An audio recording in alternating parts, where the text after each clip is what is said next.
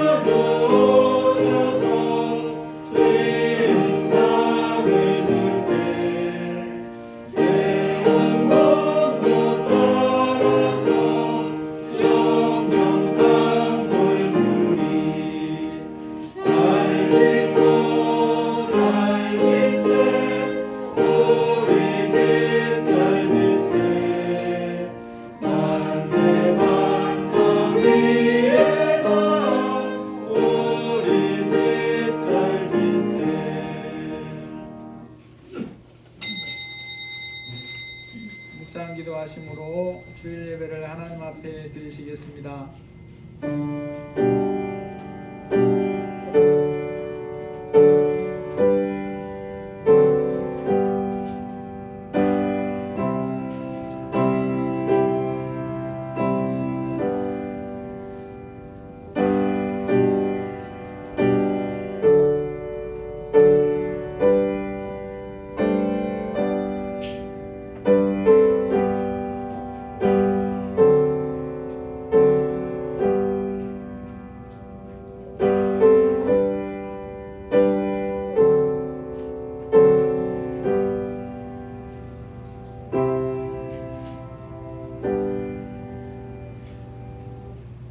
그러므로 누구든지 나의 이 말을 듣고 행하는 자는 그 집을 반석 위에 지은 지혜로운 사람 같으리니 나의 이 말을 듣고 행하지 아니하는 자는 그 집을 모래 위에 지은 어리석은 사람 같으리니 비가 내리고 창수가 나고 바람이 불어 그 집에 부딪힘에 무너져 그 무너짐이 심하니라. 하나님 아버지, 오늘도 우리를 주님 앞에 불러주셔서 예배자로 세워주셔서 감사합니다. 이 시간 우리의 마음을 주님이 주장하여 주시고 하나님이 기뻐하는 귀한 예배드리게 하여 주시기를 기도합니다. 우리의 인생집을 하나님의 말씀 위에 반석 위에 짓는 하루하루의 삶을 잘 감당할 수 있도록 은혜를 베풀어 주시고 우리에게 들을 귀와 깨닫는 마음을 주옵소서. 예수님의 이름으로 기도합니다. 아멘. 찬송가 21장입니다.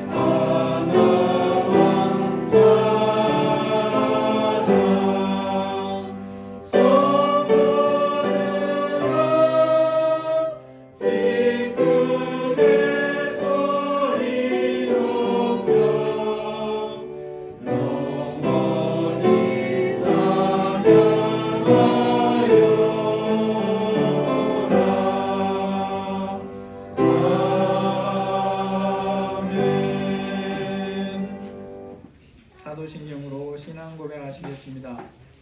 전능하사 천지를 만드신 하나님 아버지를 내가 믿사오며 그 외아들 우리 주 예수 그리스도를 믿사오니 이는 성령으로 잉태하사 동정녀 마리아에게 나시고 본디오 빌라도에게 고난을 받으사 십자가에 못 박혀 죽으시고 장사한 지 사흘 만에 죽은 자 가운데서 다시 살아나시며 하늘에 오르사 전능하신 하나님 우편에 앉아 계시다가 저리로서 산자와 죽은 자를 심판하러 오시리라. 성령을 믿사오며 거룩한 공예와 성도가 서로 교통하는 것과 죄를 사하여 주시는 것과 몸이 다시 사는 것과 영원히 사는 것을 믿사옵나이다. 아멘. 찬송가 217장 부르시고 지원 집사님 기도해 주시겠습니다.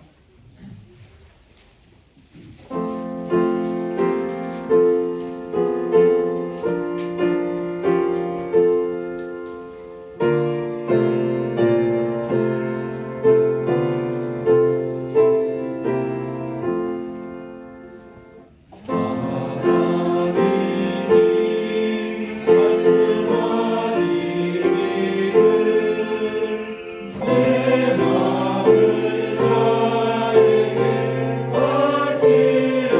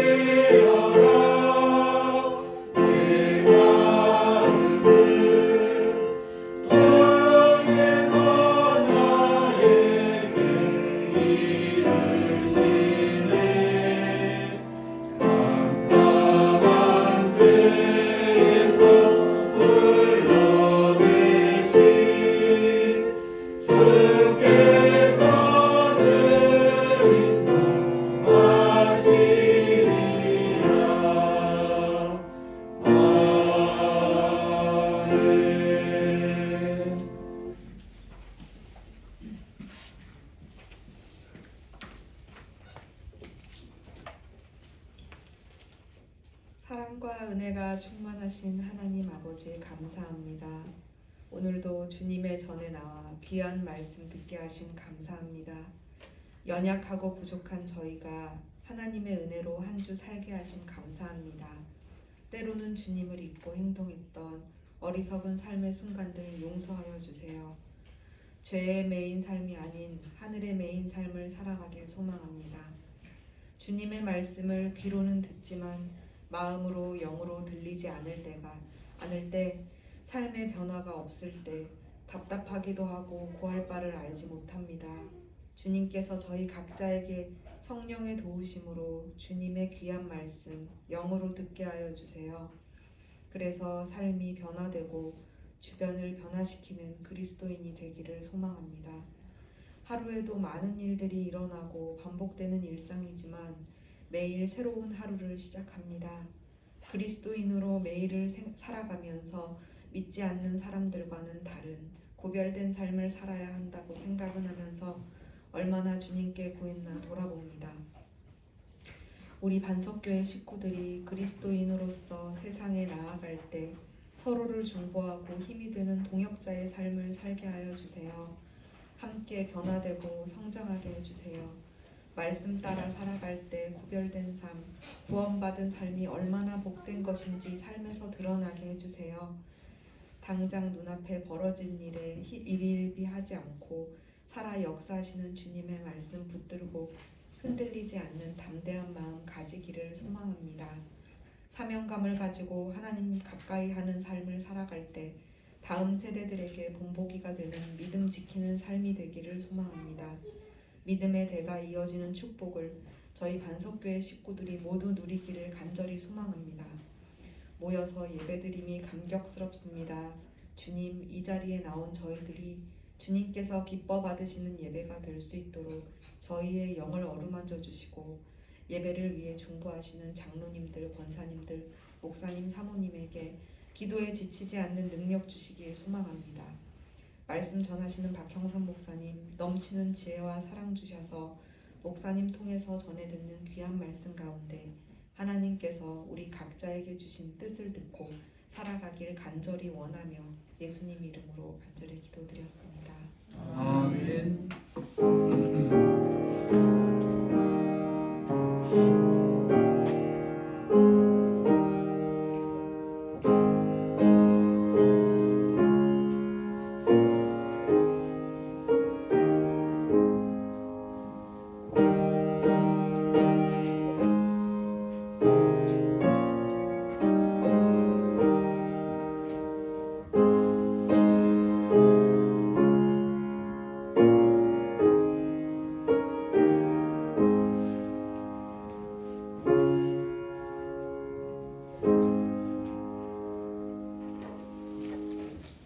하나님 말씀 보시겠습니다. 누가복음 4장 4절에서 13절입니다.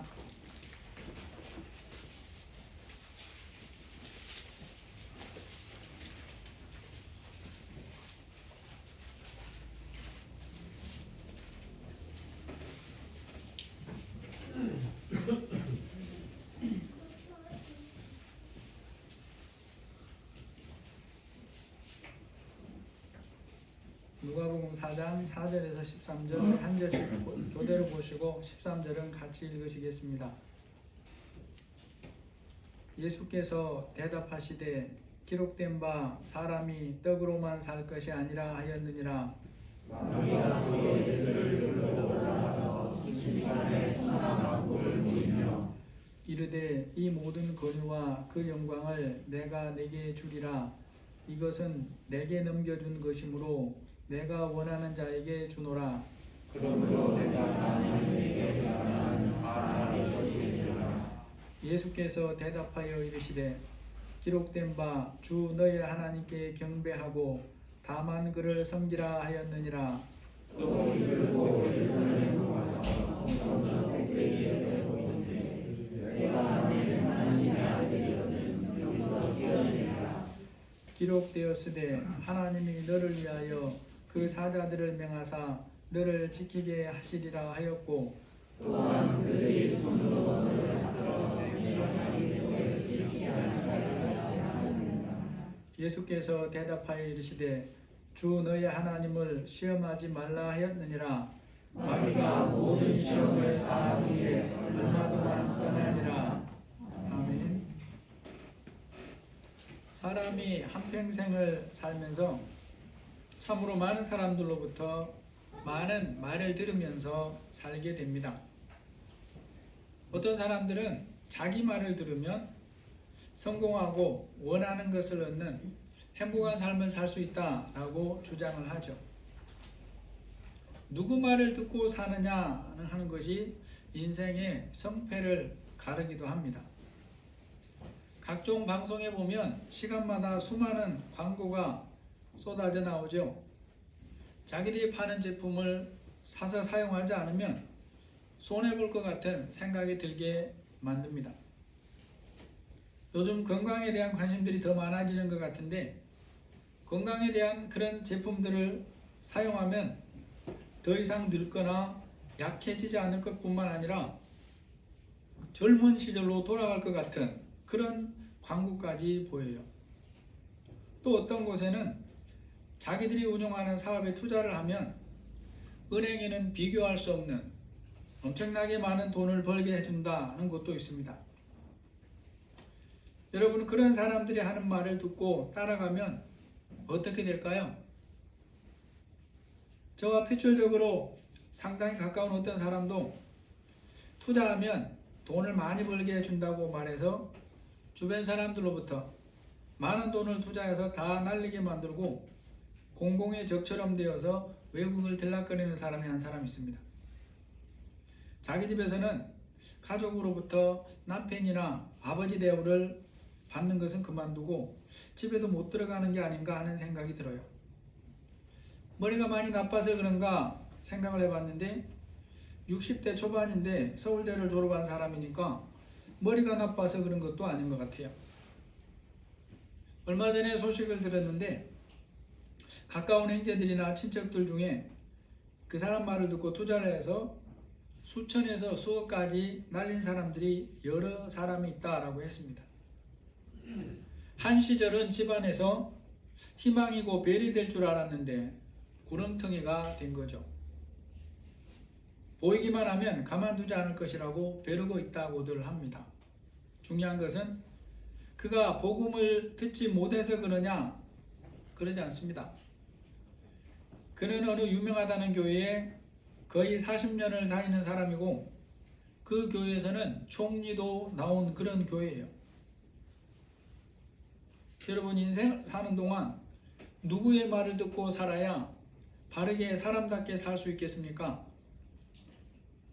사람이 하는 말은 아무리 그럴듯하게 들리는 말이라도 다 믿으면 안 됩니다. 오직 말씀을 기준으로 삼아서 다시 생각하고 분별해 봐야 될 것들이 많아요. 개인적으로 아주 가깝고 아주 그럴듯한 말을 할지라도 다 들으면 속을 수 있습니다. 여러분, 사람이 살면서 사람답게 살려면 반드시 이분의 말씀을 들어야 한다는 걸 우리는 다 알고 있습니다. 이분의 말씀을 들어야 인생이 무엇인가를 알 수 있고 어떻게 살아야 하는가를 알 수 있고 어떻게 결말을 내는가를 알 수 있다는 거죠.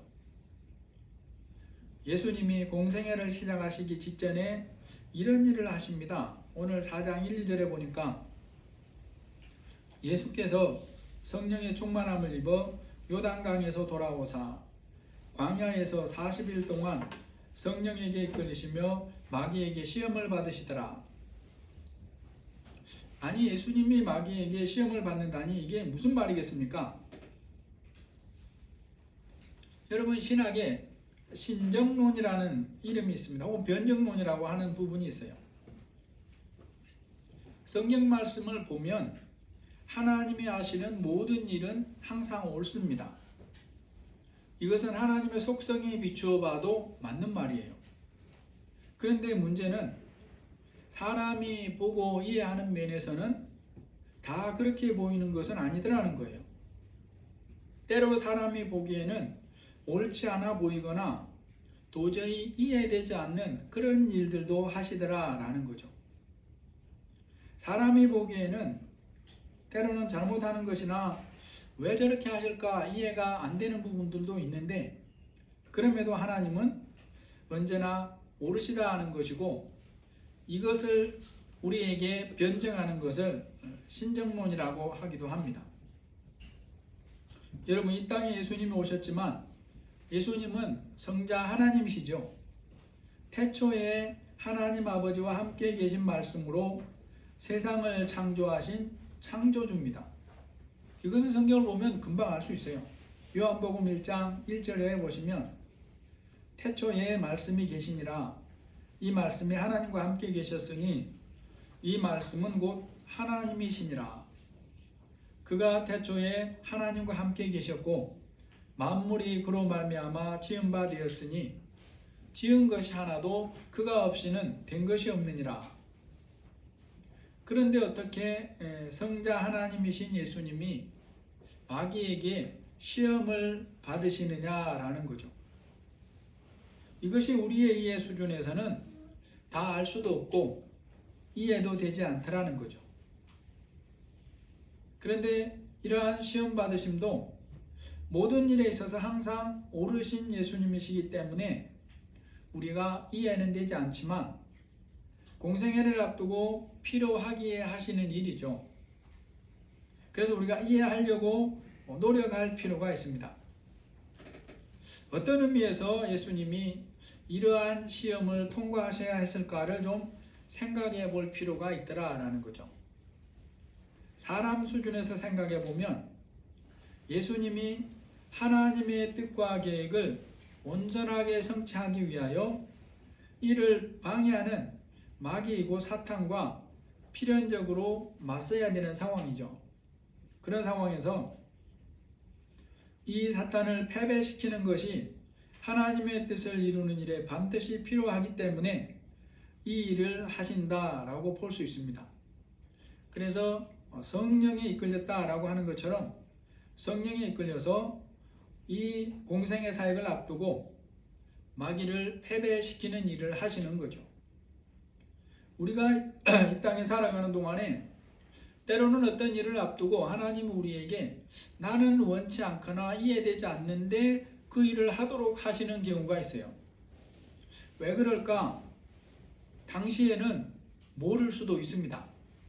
그런데 좀 더 지나고 보면 그때 가면 하나님께서 무엇 때문에 그 일을 하게 하셨는가 알게 되는 그런 시간들이 오는 때가 있다 이 말이죠. 우리가 오늘 이 마귀의 예수님 시험에서 점검해 보아야 될 부분들이 여러 부분이 있는데, 먼저 예수님이 시험을 받을 때에 어떤 상태냐는 것을 살펴볼 필요가 있습니다. 사람으로서는 가장 약해진 상태에서 시험을 받더라라는 거죠. 여러분, 오늘 아침 다 드시고 오셨습니까? 네, 드신 분도 계시고 안 드신 분도 계시고 안 줘서 못 먹는 사람도 있습니다. 저도 안 줘서 못 먹는 사람 중에 한 명이에요. 그리고 제가 동의해도 안 먹습니다. 여러분, 예수님이 40일간 음식을 안 드셨어요. 금식 기도를 하신 거죠. 육체적으로 이보다 더 약해질 수가 있을까 싶습니다. 그런데 그런 상태에서 시험을 받으면서도 마귀를 철저하게 이기십니다. 뭘로 이기느냐 보니까 오직 하나님의 말씀으로 이기시더라라는 거죠. 그 약해진 예수님을 보시고 이 마귀는 자기가 이길 거라고 생각하고 예수님을 미혹하지만 참다운 실패를 하고 잠시 떠났다고 성경이 우리에게 알려줘요. 본문의 사건에서 하나님을 믿는 사람이 세상을 사는 동안에 누구의 말에 귀를 기울이며 살아야 하는가에 대해서 너무 중요한 교훈을 줍니다. 뿐만 아니라 사람들은 어떤 말을 듣고 싶어 하는가에 대해서도 중요한 교훈이 있어요. 마귀가 하는 말이 바로 모든 사람들이 듣고 싶어 하는 말이더라 라는 거죠. 마귀가 예수님을 시험하면서 첫 번째로 하는 말이 3절이죠. 네가 만일 하나님의 아들이거든 이 돌들에게 명하여 떡이 되게 하라. 여러분, 저의 분별 수준에서는 화장과 위장이 어떻게 다른지 구별이 안 됩니다.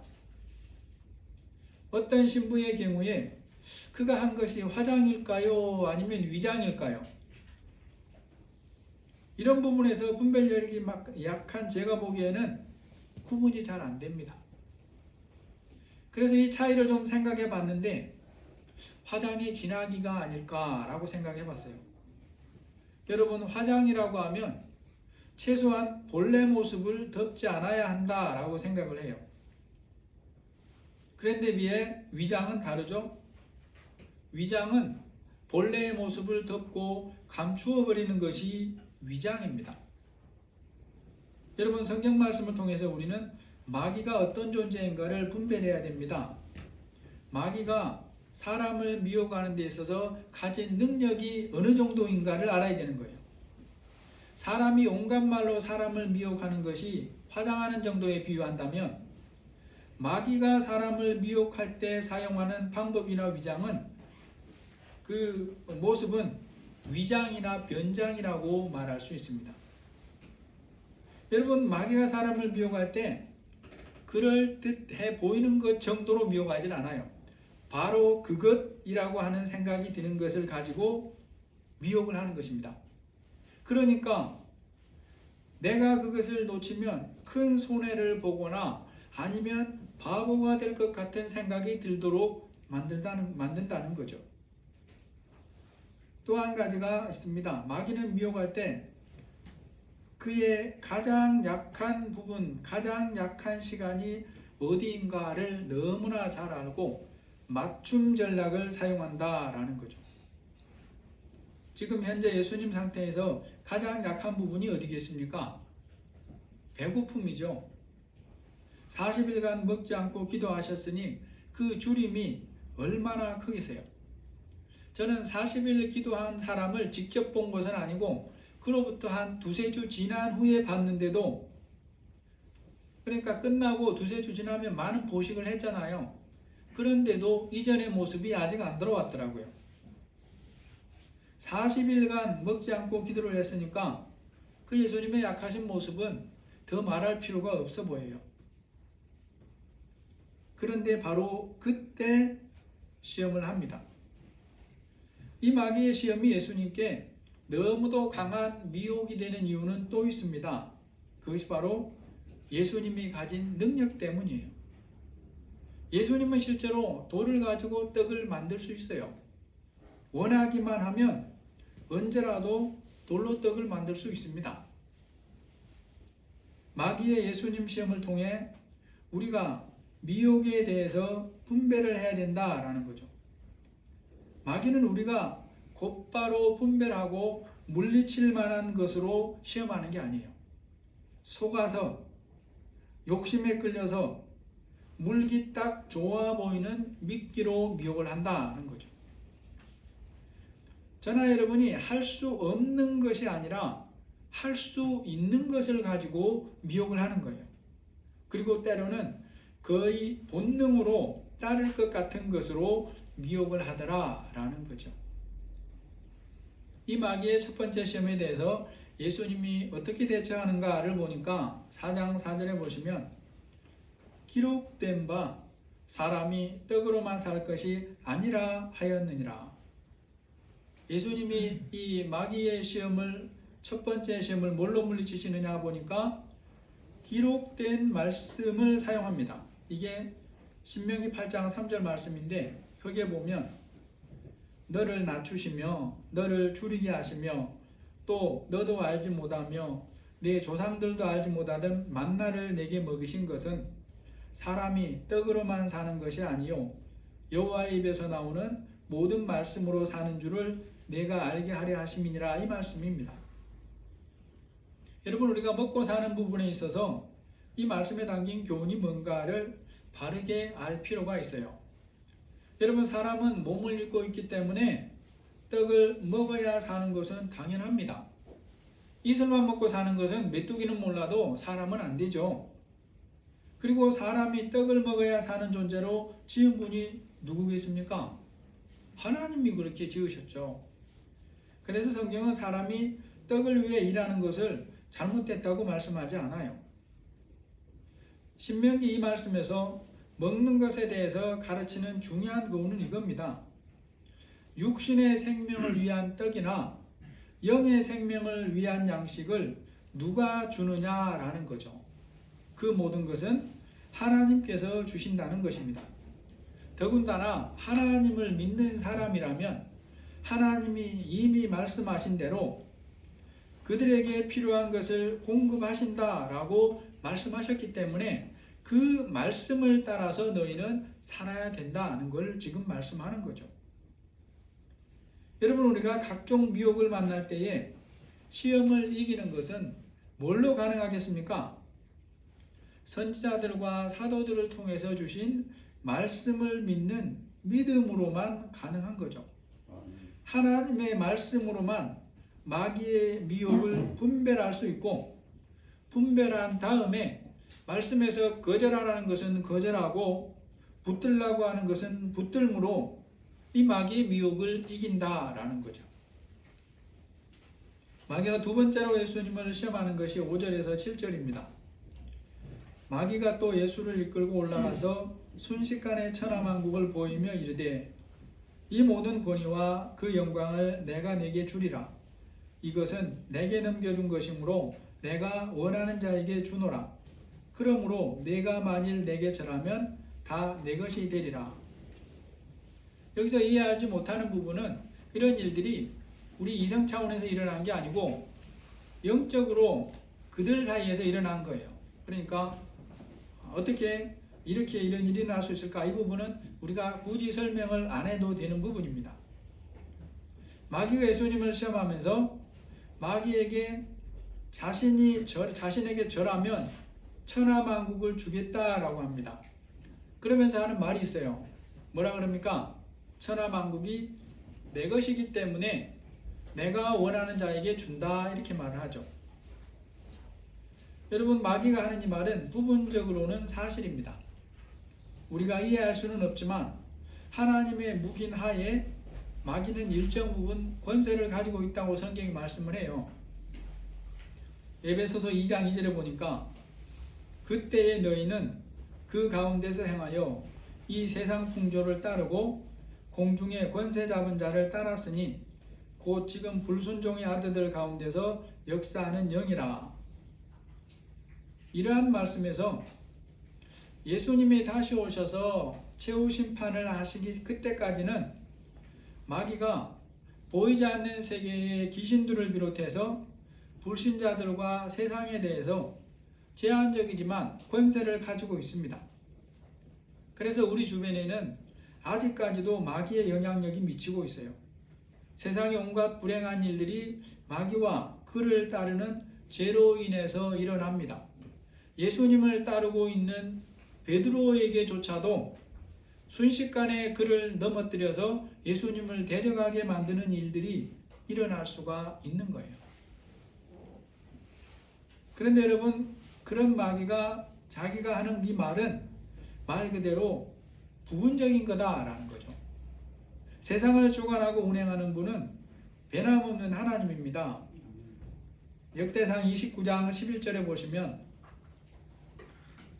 여호와여 위대하심과 권능과 영광과 승리와 위엄이 다 주께 속하였사오니 천지에 있는 것이 다 주의 것입니다. 여호와여 주권도 주께 속하였사오니 주는 높으사 만물의 머리심입니다. 시편 103편 19절에도 말씀합니다. 여호와께서 그의 보좌를 하늘에 세우시고 그의 왕권으로 만유를 다스리시도다. 여러분, 우리가 몇 개월 앞에 살펴본 욥기서를 보면서도 사탄은 하나님이 정해놓은 선을 넘지 못합니다. 선을 넘으면 하나님께서 넘지 못하도록 금해 놓은 것을 넘을 수가 없는 거죠. 넘으면 좋겠는데 못 넘어요.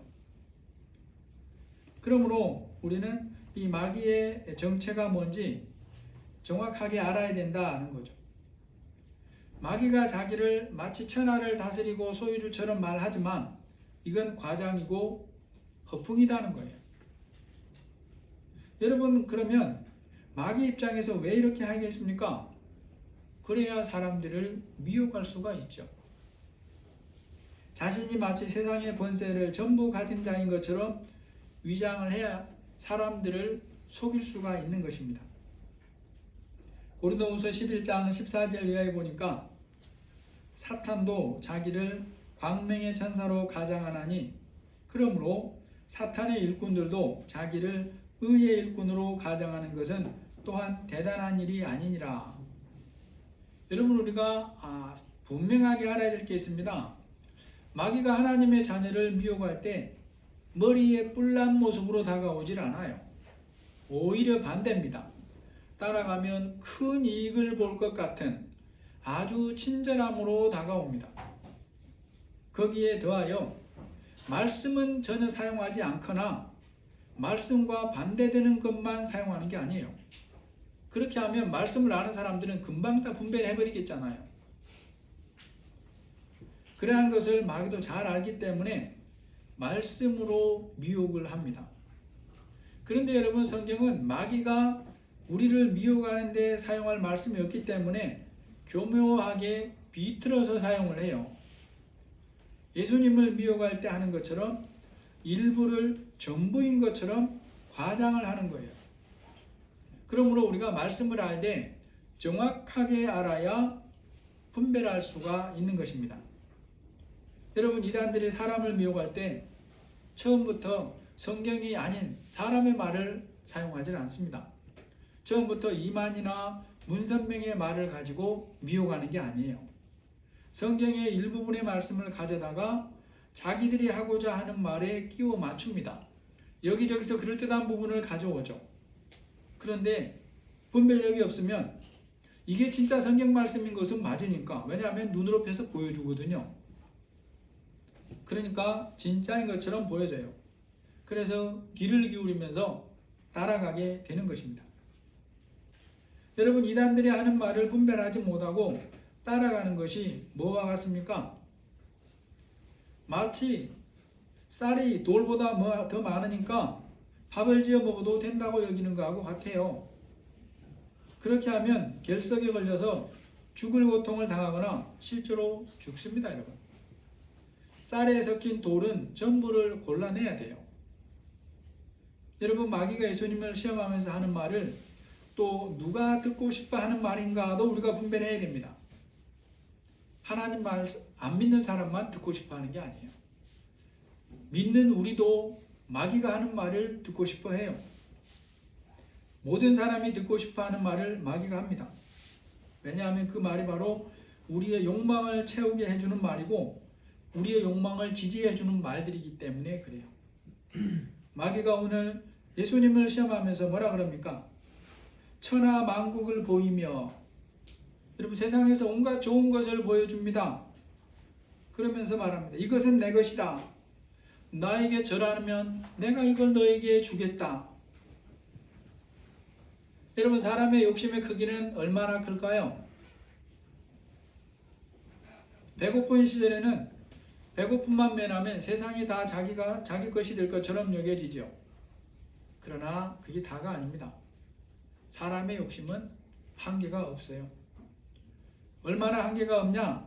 천하를 가지려고 하는 생각을 할 만큼 한계가 없는 거예요. 마귀는 사람들이 얻기를 원하는 정도, 욕심의 크기가 얼마인지도 알고 있는 거예요. 모든 사람의 욕심에는 한계가 없어요. 그러니까 지금 자기가 먹고 살기에 충분하게 가지고 있는데도 또 다른 사람이 가진 것이 자기 힘으로 속에서라도 빼앗을 수 있다고 여겨지면, 자기 것으로 만들 방법이 있다고 여겨지면 그렇게 하는 거예요. 왜 그러겠습니까? 욕심이 한이 없어서 그래요. 한 번만 자신에게 절을 하면 이 모든 원하는 것을 얻을 수 있게 해주겠다 라고 말을 한다는 거죠.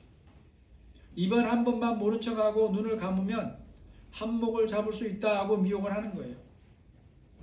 여러분, 우리 주위나 세상을 보면 그렇게 하면서 사는 사람들이 적지 않습니다. 일반적인 방법처럼 보이기도 해요. 들키지 않고 한몫 잡는 것이 기회라는 확신이 들수록 믿음이 있다고 해서 그것을 단번에 분별하고 외면하는 것이 되느냐? 안 되는 경우가 많아요. 마귀가 바로 그러한 말로 자기 말을 따르도록 미혹한다는 것입니다. 그러한 기회가 내가 머리로 알고 있는 말씀에 비추어 보면 잘못됐다는 것을 분명하게 알지만 내 안의 욕심이 거기에 반응을 하는 거예요. 나의 육신이 그러한 기회는 붙잡아야 되는 것 아니냐라고 속삭이는 것입니다. 다른 사람들은 그렇게 하는데 왜 나는 그렇게 하면 안 되냐?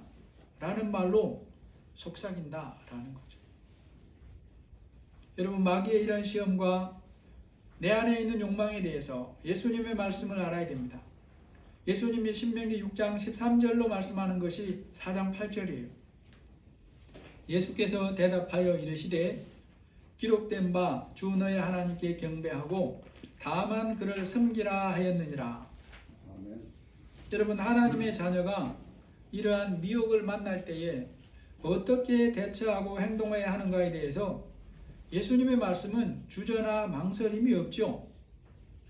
주 너의 하나님께 경배하고 그를 섬기는 게 하나님 자녀가 해야 될 일이다 라고 분명하게 우리에게 알려주더라 라는 것입니다. 그러므로 여러분, 우리가 말씀의 가르침이 뭔가를 알면서도 자기 욕심을 채우려고 따르는 것은 주님이 금하신 우상에게 절하는 것과 다를 것이 없다는 거예요. 문제는 그것이 진짜 우상으로 부처 같은 모습으로 그렇게 우리 앞에 다가오는 게 아니라 보기에 아주 그럴듯한, 살짝만 눈 감으면 내 것으로 능히 삼을 수 있는 그런 모습으로 다가오더라라는 거죠. 마귀가 세 번째로 예수님을 시험하는 게 있습니다. 예수님께서 마귀의 시험을 계속해서 기록된 말씀으로 물리치니까 이번에는 마귀도 뭘로 시험해 옵니까? 말씀으로 시험을 해와요. 4장 9절에 또 이끌고 예루살렘으로 가서 성전 꼭대기에 세우고 이르되 내가 만일 하나님의 아들이거든 여기서 뛰어내리라. 마귀가 예수님을 시험합니다. 내가 만일 하나님의 아들이거든 이 높은 곳에서 뛰어내려 봐라. 그러면 인정해 주겠다. 여러분, 이 일도 예수님에게는 전혀 어려운 일이 아니죠. 예수님은 시공의 제한을 받지 않으려고 하면 받지 않을 수 있습니다. 무리를 걸으시는 그런 것은 시공의 제한을 받지 않는 걸 보여준 거예요. 첫 번째 시험에서 잠시 살펴봤지만 마귀는 예수님을 시험할 때에 할 수 없는 것을 해보라고 하지 않았다는 것을 우리가 봤죠. 할 수 없는 것이라면 그건 시험거리가 되지 않아요. 저나 여러분에게 한국은행을 털어라, 거기 돈이 많이 있다 라고 미혹을 하면 이게 시험거리가 됩니까? 안 됩니까? 안 됩니다. 왜요? 돈이 많이 있는 것은 알지만 우리에게는 그럴 능력이 없어요. 그러니까 그것은 시험거리가 안 되는 거예요. 할 수 있어야 시험거리가 되는 거예요. 마귀가 예수님을 시험할 때 능히 할 수 있는 것을 가지고 미혹합니다. 오늘날 하나님의 자녀를 미혹할 때도 마찬가지라는 것을 알아야 돼요. 다른 사람은 그걸 할 수 없을 수가 있어요. 다른 사람은 그 기회가 주어지지 않을 수 있어요. 그런데 나는 그것을 할 수가 있는 거예요. 여러분, 낚시나 등산이나 골프를 좋아하지 않는 사람이라면 주일에 그러한 것을 가자고 다른 사람이 말하더라도 그게 큰 시험으로 다가오질 않아요. 왜요? 싫으니까. 그러나 그것을 좋아하고 또 할 수 있는 여건이 되는 경우라면 전혀 달라요. 그런 경우라면 어쩌면 몸살을 할 정도로 고민할 시험거리가 될 수도 있어요. 거기에 더해서 하나님의 말씀에 지지까지 받는다고 하면 더 망설일 것도 없겠죠. 오늘 마귀가 예수님을 세 번째로 시험하면서 하는 말이 있습니다. 10절, 11절에 보니까 기록되었으되 하나님이 너를 위하여 그 사자들을 명하사 너를 지키게 하시리라 하였고 또한 그들이 손으로 너를 받들어 내 발이 돌에 부딪히지 않게 하시리라 하였느니라. 여러분, 마귀가 예수님을 시험하면서 인용하는 이 말씀은 시편 91편 11절 12절에 있는 말씀이에요. 더 놀라운 것은 그 말씀을 조금도 비틀지를 않았어요. 앞에서 천하를 내게 내 것이니 주겠다고 할 때는 좀 비틀었잖아요. 그런데 이건 비틀지도 않았어요. 여러분이 찾아보시면 그대로입니다. 그럼에도 예수님은 또 여기에 속지 않습니다. 이것이 비틀지 않은 말씀 그대로인 것은 맞지만 이 말씀을 하나님을 시험하는 데 쓰라고 하는 것을 아니라는 것을 알았기 때문에 속지 않는 거예요. 하나님께서 마귀의 계획들을 정확하게 꿰뚫어 보시고 말씀으로 물리칩니다. 예수께서 대답하여 이르시되 주 너의 하나님을 시험하지 말라 하였느니라. 이 말씀도 신명기 6장 16절에 있는 말씀이에요. 여러분, 오늘 말씀을 정리해 보겠습니다. 하나님이신 예수님이 공생의 사역을 앞두고 성령에게 끌려 마귀에게 시험을 받으신 것은 예수님이 하나님의 뜻과 계획을 온전히 성취하기 위해서 이를 방해하려는 마귀고 사탄과 필연적으로 맞서고 물리쳐야 하셨기 때문이라고 우리는 생각해 볼 수 있어요. 우리가 인생에서 어떤 문제를 만날 때에 그것이 내가 전혀 원하지 않고 바라지 않는 것임에도 만나게 되는 경우가 있고, 지금은 왜 이것을 준비해야 되는지 모르는데 나중에 때가 되면 이유를 알게 되는 경우도 있습니다. 마귀는 예수님을 시험할 때에 세 가지 부분을 중요하게 사용했어요. 예수님의 약한 부분이 뭔가를, 약한 시간이 언젠가를 정확하게 알았다는 것이고, 또 예수님의 능력으로 능히 할 수 있는 것을 가지고 미혹했다는 것이고, 또 한 가지는 심지어 기록된 말씀을 가지고 미혹했다라는 것입니다. 마귀가 예수님에게 이렇게 했던 것처럼 오늘 우리에게도 똑같이 그대로 하는 거예요. 그러므로 우리는 예수님을 보면서 배우고 말씀으로 분별하고 대처를 해야 되는 것입니다. 우리가 예수님을 통해 배우지 않으면 사람의 능력만으로는 마귀의 시험을 제대로 분별하지 못할 뿐 아니라 대처할 수도 없는 거예요. 인생에서 누구의 말을 듣느냐에 따라 성공과 실패가 갈라지는 경우가 많습니다. 앞에서 제가 잠깐 예로든 그저의 핏줄로 잠깐 연결이 되어 있는 그 사람 35년이 넘게 그 교회에서 총리도 배출한 교회에서 다녔어요. 진리를 어마어마하게 많이 들었어요. 그럼에도 그 진리를 자기 것으로 취하지는 않은 것입니다.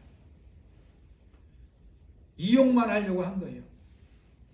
우리는 오직 예수님의 말씀을 듣고 예수님의 도우심을 입음으로 마귀의 미혹을 분별하고 대처하고 믿음으로 살아야 할 하나님의 자녀들입니다.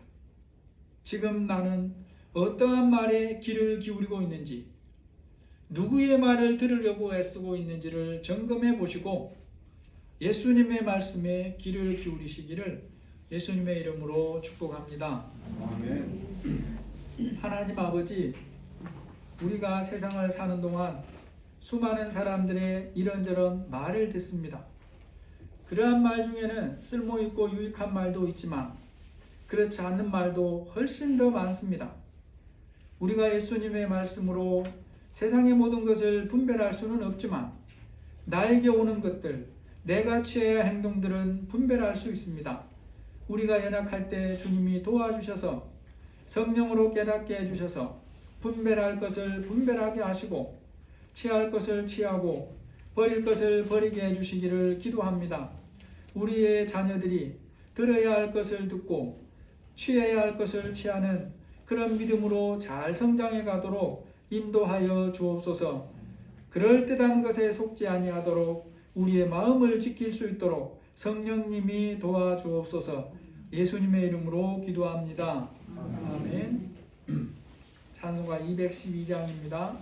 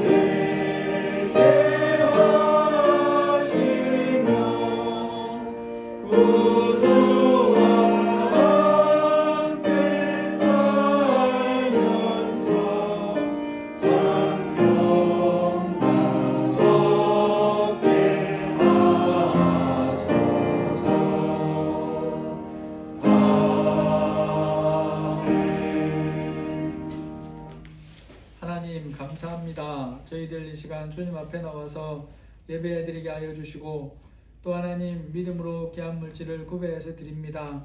우리 성도들의 삶을, 가정을, 직장을 주님이 책임져 주시고 주님이 말씀하신 대로 우리의 영육간의 모든 양식을 풍성히 허락해 주시기를 기도합니다.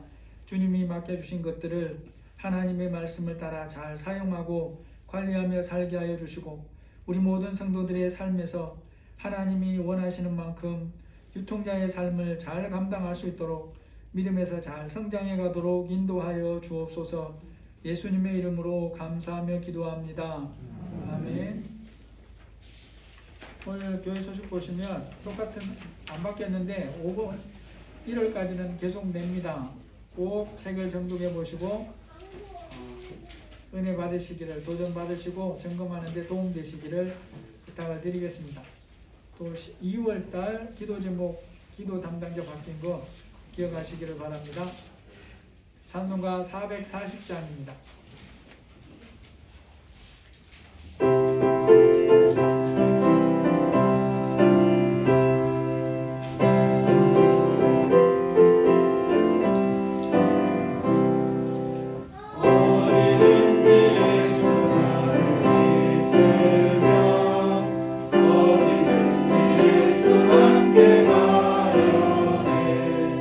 예수 함께 하니 나만 나도